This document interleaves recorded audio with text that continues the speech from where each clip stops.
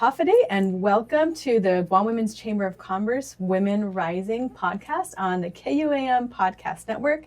I am your host for the month, Maria Wayne Leon Guerrero. I am the Chief Operating Officer of Bank of Guam, also a past president of the Guam Women's Chamber of Commerce. And this month, our theme is the recovery of our island's tourism industry and the impacts on our economy, with a special focus on the impact on small business.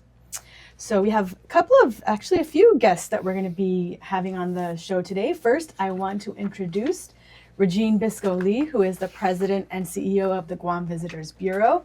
As many of you know, Regine served as senator in the 34th and 35th Guam legislatures. Her legislative work continues to strengthen Guam's workforce, support small business, bolster regional alliances, and protect our environment. She serves as a congressional policy advisor, legislative chief of staff, consultant for businesses, government agencies, local and global nonprofits.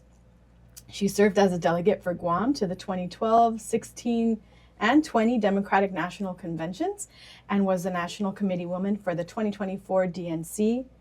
Regine was selected by the Obama Foundation for their inaugural cohort of leaders in Asia Pacific in 2019, by the U.S. Commission on Civil Rights as Guam Advisory Board member for the inaugural USCCR Advisory Committee, and by APEX, Asian Pacific American Institute for Congressional Studies, to serve on their advisory council.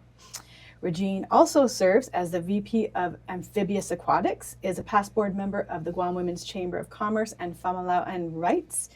When she's not busy solving the world's problems, Regine can be found on the ocean with her husband and two daughters and their rambunctious Labrador. Welcome, Regine. Thank you for joining us. Thank you so much. Thank you for having me. And why don't you go ahead and introduce our additional guests today? Yes. So as you mentioned, I am the president and CEO of the Guam Visitors Bureau. I took the helm of this agency, of our bureau, about 6 months ago. And we decided it was time for a new director of research. We've had this position in the past.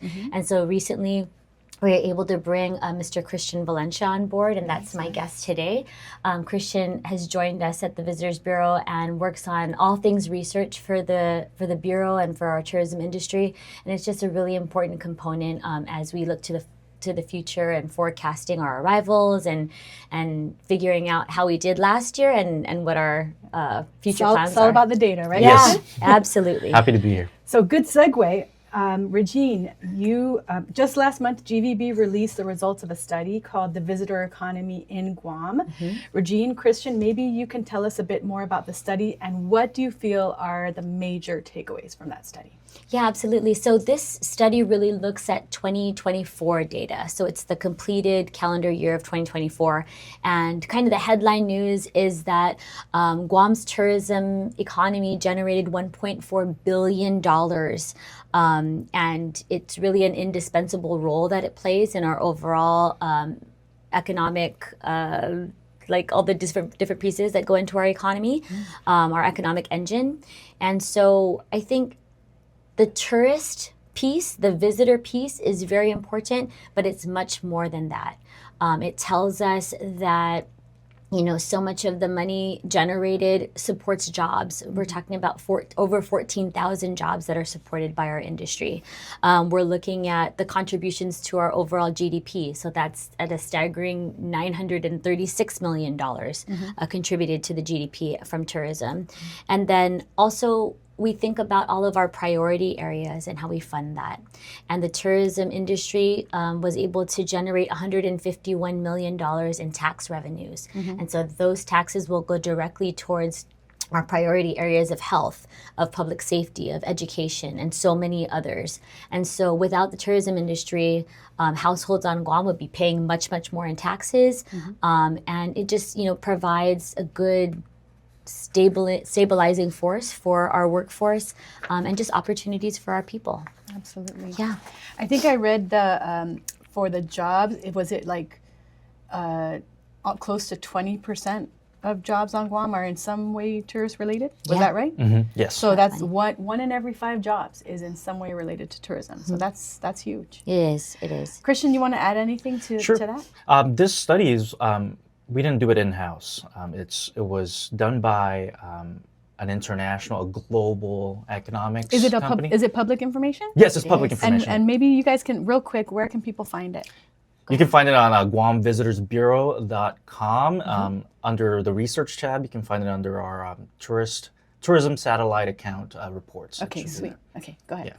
But yes, so this was this report was done by Oxford Economics, and what they looked at was the number of arrivals here on Guam in 2024 and how much they spent. And it's not just what visitors spend; it's also what U.S. visitors spend from the mainland, and also what our government spends, and the construction and the capital expenditures that our industry spends. Taking all of that, those direct impacts or direct spending that happens, and they take a look at how that direct spending kind of circulates into the economy, into the supply chains, and eventually resulting in household income for the people of Guam. Right. Yeah. And that all totals to about $1.1 billion. Awesome. Okay, so just a question. So that, I mean, when you say like $1.1 billion, that sounds like a big number, but can you put that into perspective? Where are we now with tourism compared to where we were in 2019, right before the pandemic hit? Yeah, I think it's a really good benchmark to kind of look at, and everybody looks at the pandemic, but we also want to tell the complete story, the full story, right? So not only did we suffer incredible losses to the tourism industry and many other industries during the pandemic, but we're also, as soon as we kind of got back up and running and people were starting to travel again, we got hit with Typhoon Mawar. And so that's another huge blow to our industry and, just our local recovery. Absolutely. And then we've also had many challenges related to foreign exchange. So the US dollar is so weak, especially when you're comparing it to our major markets of like the Japanese yen or the Korean won. And so we're still kind of fighting that battle. The good news is our numbers are improving year over year. But when you compare them to 2019 numbers, it's still, we're recovering, and it's going to take us a little bit of time to get back to that million-mile mark. Are we like halfway there, 1/3 of the way there? So I would say my anticipation is, when we look at our very optimistic forecast for next year, we hope to be back to that million visitor arrival mark. Okay, in terms of visitors. In terms of visitors, yeah. Okay. But then, there's maybe all the these... but that's not the same thing as the spending. The spending is a little bit different, yeah. So, and actually, what's interesting is our market mix has definitely changed since the pre-pandemic times to what it is now. We have many more Korean visitors visiting our island. We have our Taiwan market has just reopened with a direct service now twice a week. And those visitors from Taiwan typically spend more than their counterparts from other countries in Asia. So when you look at visitor spend, it really is interesting to kind of look at the different markets, how they're spending, what they're spending on, if it's retail, if it's entertainment, if it's transportation or lodging. All of those kind of fit into the broader economic results that we're getting from this study.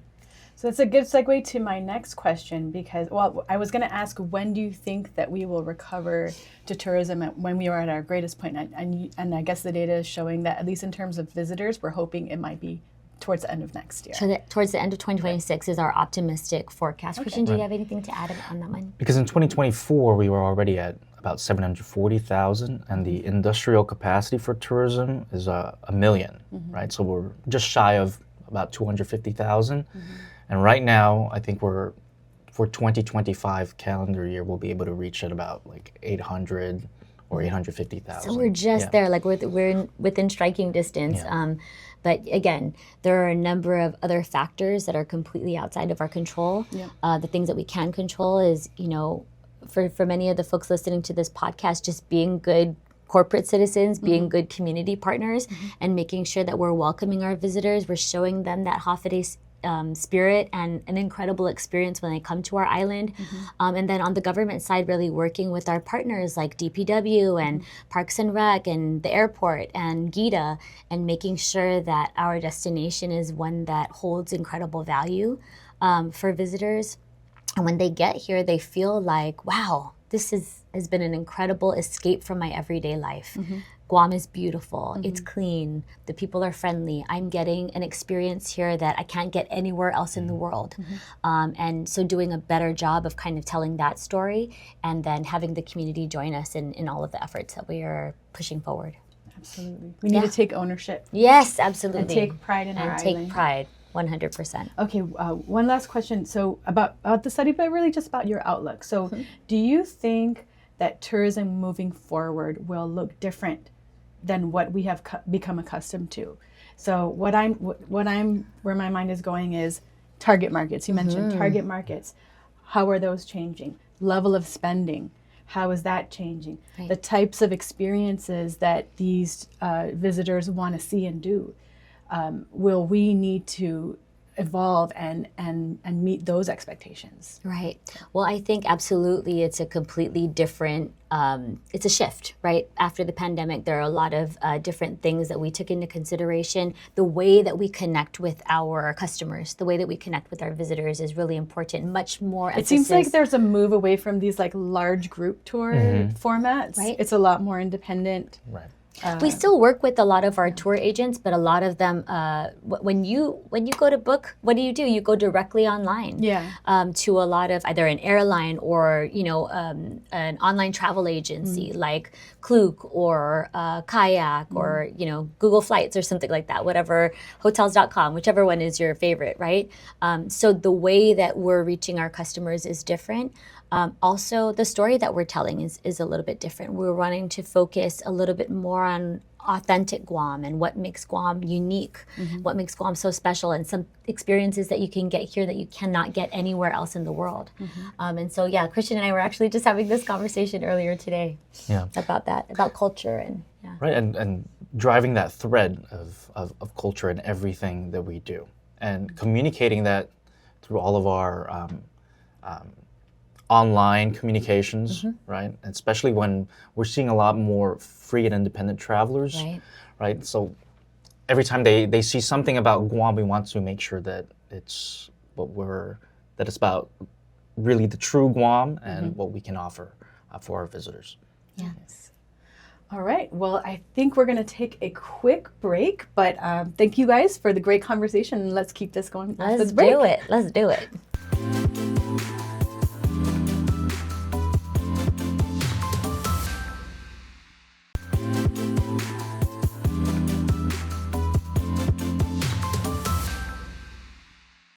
And we're back.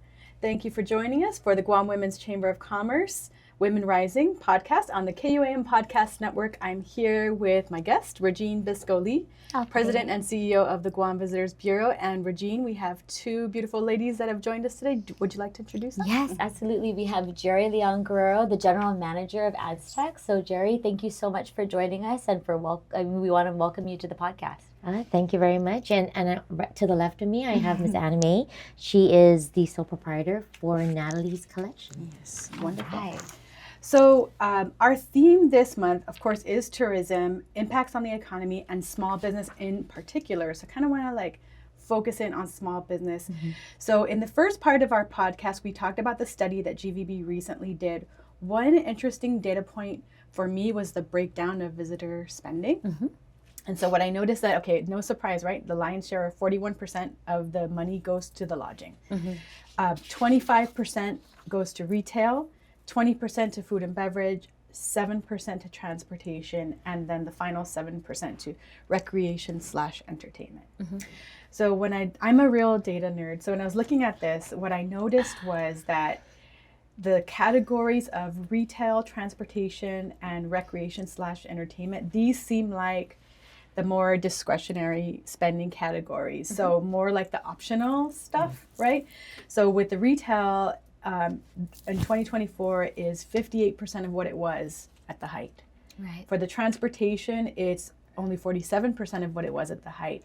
And then for the recreation / entertainment, that's 34% of what it was at the height.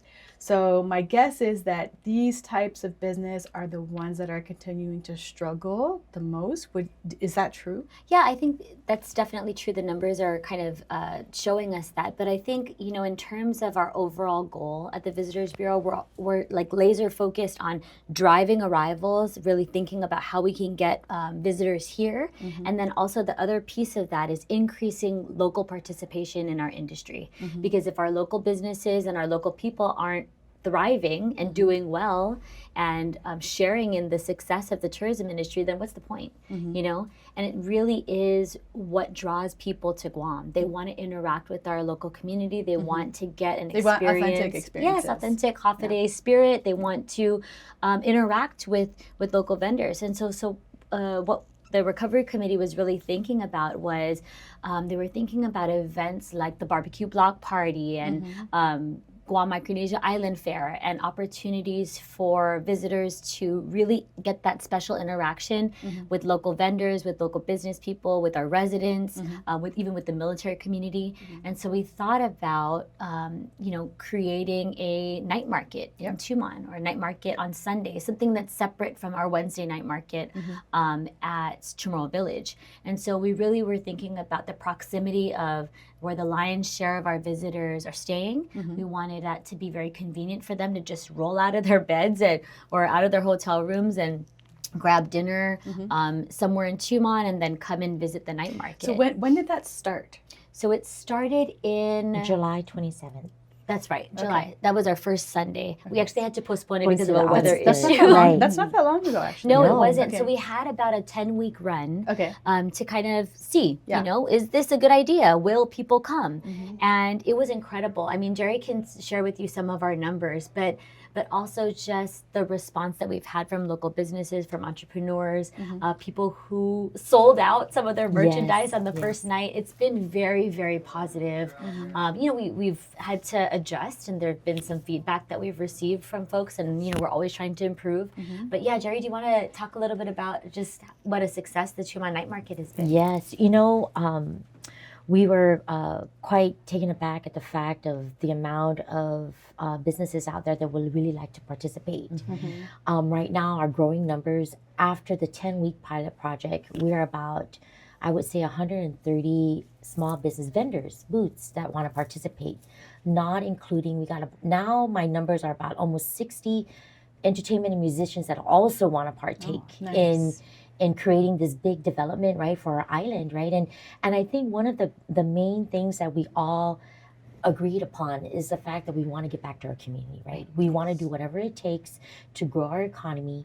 We want to get whatever it takes to show our experience Guam type of who we are, and bringing back the culture of how it was previously, right? One of the things we noticed in terms were like our numbers of people that came. So our pilot project ended 2 weeks ago. And we did some off time to do some more improvements, to just do on the real estate and on the platform to make sure all the logistics are good. And last night we kicked it off, and I was just sharing it with Regine earlier that it happened last night. Yes, and it was so amazing. Our next 10 weeks will roll out from here. Yes, and as a matter of fact, last night we noticed that. So it's just to clarify for listeners who may not have attended, it's every Sunday. Is that mostly every Sunday? We're looking at a projected over 40 Sundays for the year. Okay. And what we're doing right now is we're doing in 5-week increments. It allows our vendors and our food trucks, businesses to forecast their time, right, in wanting to participate. And then we do sort of like a round robin, right? We allow other vendors that are unable to come in to come in. Because I'm sure we have a wait list. Limited space, right? Yes, but I tell you, we use every single real estate we can possibly find down in Tumon. We're fitting them in. And yesterday we were able to put in 20 food trucks. Nice. And we can squeeze in a couple more. And we were just amazed. We're like, nope, we do it. We're doing it, right? And so, again, we had new vendors that participated.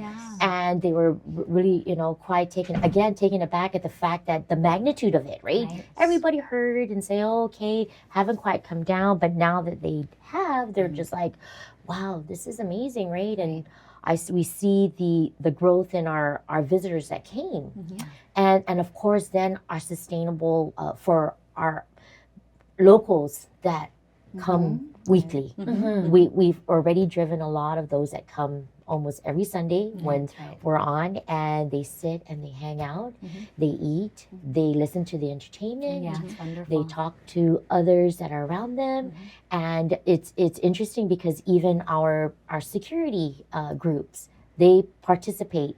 They're there being photo ops as showpieces, right, for the night with our I'm visitors. telling you, when you go visit someplace, you want it. That's just so neat to be able to take a picture with, a police officer that's, from that, wherever that place is. But I think what makes it really, really special is that interaction that we get with our local vendors. Yes. And so I'm so glad that Anime is here. So maybe I was just gonna throw it over. So let's hear from one of the vendors, Natalie's Collections. Do you want to tell us a little bit about your experience with the night market? Oh, it was wonderful. So ever since I started last month. So okay. ever since I did the Sundays, everything is good. Like my sales are, So what do you sell? Can you tell us about your products? So I sell crystals. I try to sell it in a unique way, like something different that I can show. So yeah, so I sell jewelries and crystals. Are these some of your products that you sell? Yeah. So these are the bracelets that I have, and then I also sell some. We call it the cutie hedgies. So those are crystals that have faces. Ah, okay. Yeah. So I just love it when the kids saw it and then their face shine. Oh my god! Like crystal. I love it. Yes. Yeah. Even the adults when they see my crystals, like their eyes like shine. So aside from the Tuman Night Market, where else can they find you? Are you online? I am on Instagram, and great. the name is Natalie's Collection 888. Yeah, and then I also have. So I'm one of the Guma vendors as well. Oh, nice. wonderful. Okay, Yeah, So you went so- through the whole program with Guma? Yes, I did, and they helped me a lot. And then I have like a small space in Guma, DFS, the Okay, Guma great. makers. Oh, beautiful. They're Oh, awesome. thank you Yes. so much. Yeah, that's wonderful. So how has it been with the night market? Are your sales pretty good? Yes, like I said, I've been doing good, and from my experience with this year, I think the Tuman Night Market really helped me well with my business. Yes, and the fact that locals and also the tourists are there together, and that really helps us spend. Not just one kind of demographic. You have like Right. locals and Right, tourists kind of yes. coming together into one. Actually, it's been super interesting. I feel like it's one of the only places in the world where you get, it's almost like a third of each. So you get a third of them, a third of our local residents coming out, a third of our military population, and then a third is visitors. And so, I mean, it kind of fluctuates, right? Every single week. This weekend in particular, it's the Chuseok weekend, which is a Korean Thanksgiving holiday. So we have a lot of Koreans in town this weekend. So that Yes. primarily was the big population for last night. And they had a really big showing last night. So we're very happy to see everybody out there. But yeah, just like what Anime said, it's an opportunity for our local vendors to get out there, to push their products, their services, and to tell their stories about their businesses and have that growth and sustainability. So we're very, very excited to continue it forward. Jerry's been incredible at kind of thinking about the big picture of this event and making sure that it's safe, it's family friendly, all different sectors have Logistics are something. everything, right, Jerry? Yeah, Yes. absolutely. But they've had Yes. themed nights. Did you want to talk about that a little bit? So we're working on our theme nights. The next one is we have a neon night next weekend, which is 80s. So we're bringing back M80s. It's an old band with Peter Lin and yes, they're John coming. Moore and- Yes, so okay. they're coming on to play a one night only show, Oh, and then it's we have on. the dolls that are going to play, and then after that we have a Halloween celebration. So we're gonna do a Halloween costume contest with, and we also would like we asked our vendors to participate in some of our competition and our little events to show in gratitude, right? So they all partake in dressing up, doing the food contest that we had on anime night. But we're gonna have a Halloween Anime night. night, country night. Yes, Everybody country was there night. with their country hats. It was so great. Anime, do you have any tips for any other small business owners that might be looking to pop up at the night market? What would you tell them? You should try it, but based on what you said, they were trying their best, to put you guys in there so you can experience it. But I highly recommend it. It is a good experience for me. That's doing great. that. All That's right. really great. So Get on our wait list. Get on the Yeah. wait. How do If they you're- get on the wait list, Jerry? Yes, you can email Sierra, Sierra, at aztecguam.com, or you can find us on the website or on Instagram or any of our socials. You can connect with one of us, and we will ensure that we include you guys as part of our vendors. And Right on. yes. Or you can always call GVB 646-5278. Awesome. Yep. So whoever hasn't gone to the Tumon Night Market, Oh, please come Come and on join us. down. please You're come gonna check it love out. it, It's yeah. So Yes. fun. It's so fun. And we've been really blessed with good weather. So thank you, Lord, for Yes. that. Amen. Yeah, it's been really great. And again, just really trying to increase that local participation in our industry and make sure that, we all feel the lift. Absolutely. Yeah. That's the authentic part, I feel. All right, so we are going to have another quick break, and then we will be back for the last part of our show.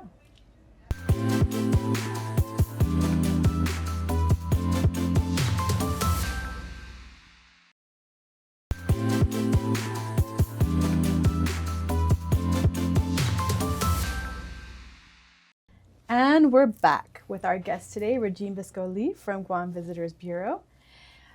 Okay, Regine, I have a question for you. What are some of the actions that GVB is doing today, big and small, just whatever is on your mind, that GVB is doing today to improve tourism moving forward? I think I'll take that question and think about our different departments at GVB. So in terms of destination and destination management, we have a really strong maintenance team. We have a really strong destination management team that's helping us to push forward, events. We have like a very robust events calendar. And we're also really looking at working with partners like IBTF and the Chamber, a number of other partners to make sure that our island is beautiful and our destination is a one that people want to visit and continue to visit over and over again. So really making sure that management is there. We are, doing what we can to beautify Pali Salvatores Road and beyond into places that visitors go. So Hagåtña and actually all throughout the South, we want to make sure that those areas are safe. We've had increased resources out to our visitor safety officers, our beach safety officers, responding to some of the needs of the community in terms of lifeguarding and making sure people are safe out in the waters and they can really enjoy everything that Guam has to offer.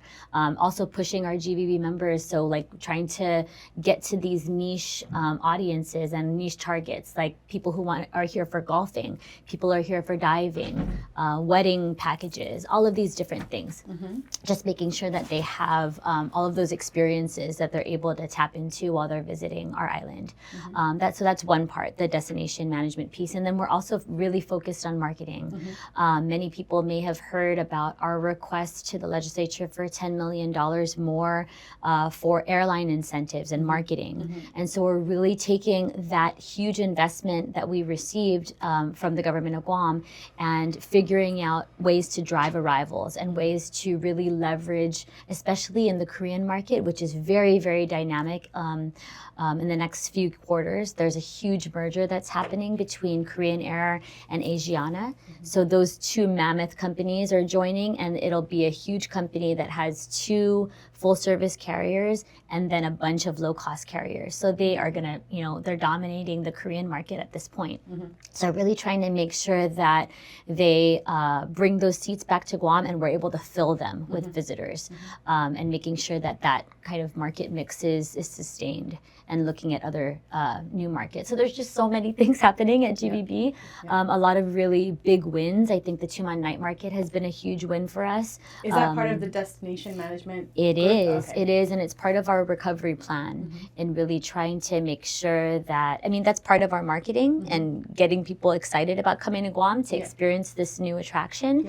But also, again, increasing that local participation and making sure our businesses are supported and I can guess help us tell the from story. what you're saying, the marketing piece is like, okay, getting the butts in the seats to come here, and then the destination management is like, once they're here, there's something wonderful for them to Wonderful see for and do. them to experience, the great things to eat, and All the really senses. all the senses and learning about our culture and the story that we want to share with our visitors. Absolutely. Yeah.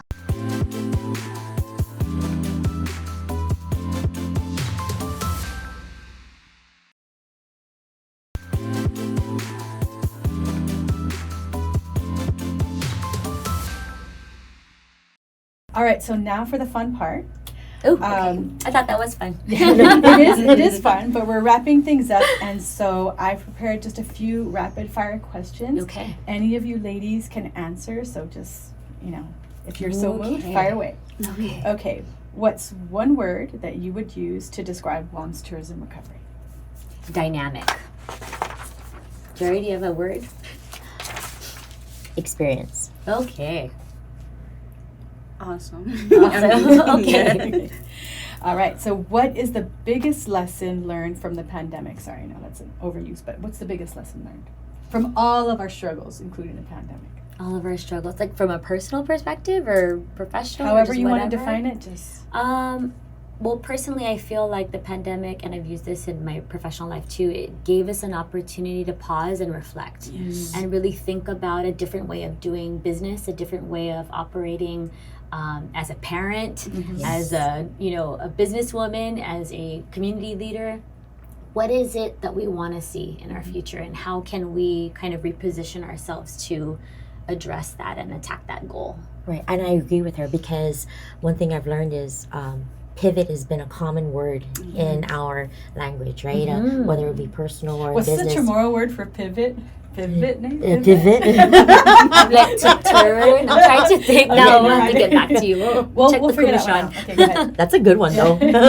Yeah. But yes, I would have to say for me it's a constant movement in pivoting in whatever we're doing, but having the patience, right? Regardless of what we know, there's always something positive and good that's always going to come out of it. Is where I thought that comes out of the pandemic.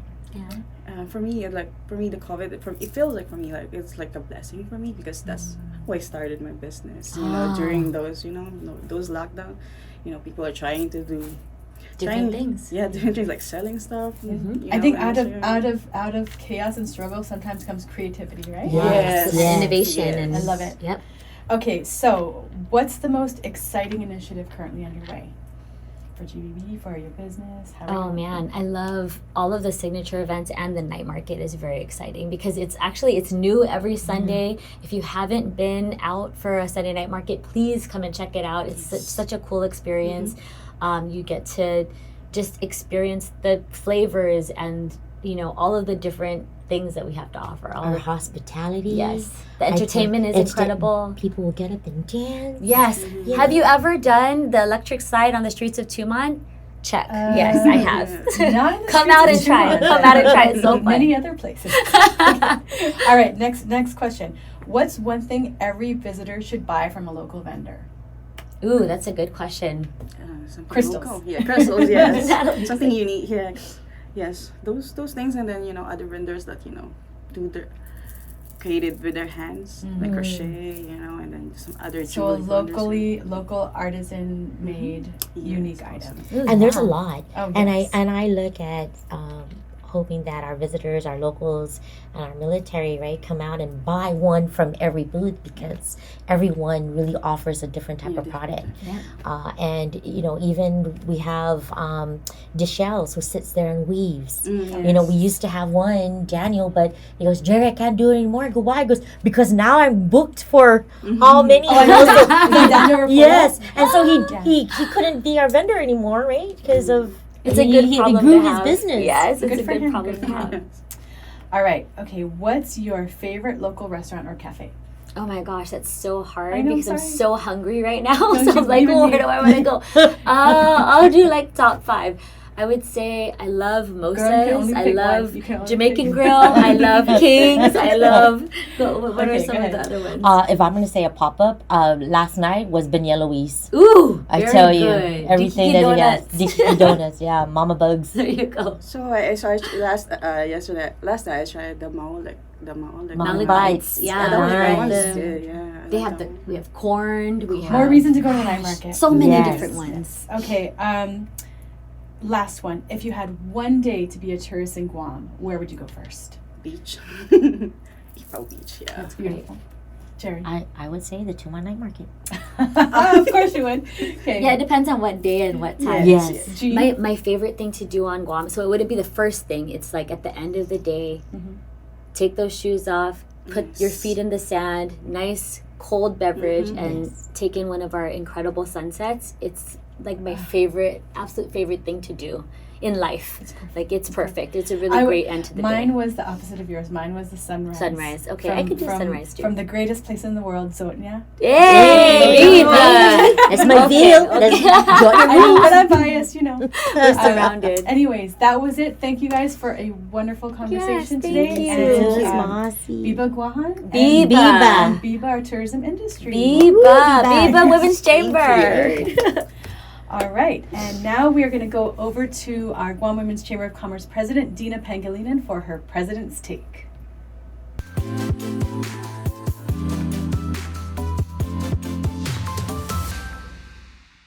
Half a day. My name is Dina Rendon Pangilinan, and I am the president of Guam Women's Chamber of Commerce. Sidus Ma'asi for joining us on our 8th episode of Women Rising podcast here at KUAM Studios.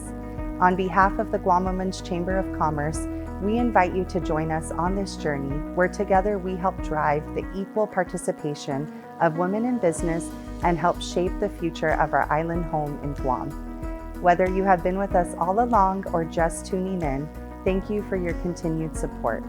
And thank you to both Maria and Regine for sharing tourism insights and vendor highlights with us today.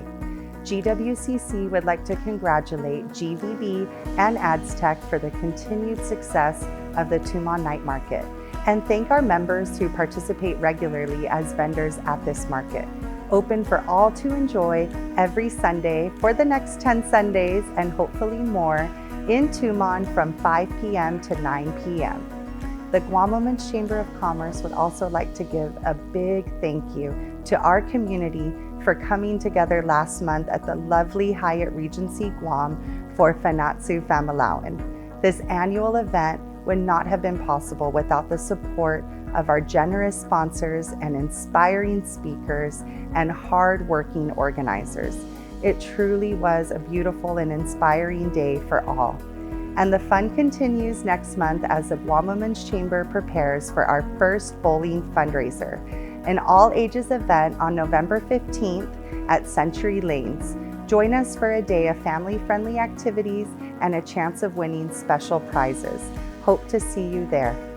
Last week, the Women's Business Center launched the start of GWCC's book club with our first read, 4,000 Weeks by Oliver Burkeman, who reminds us, in a world geared for hurry, the capacity to resist the urge to hurry, to allow things to take the time it takes, is a way to gain purchase in the world, to do the work that counts, and to derive satisfaction from the doing itself, instead of deferring all of your fulfillment to the future.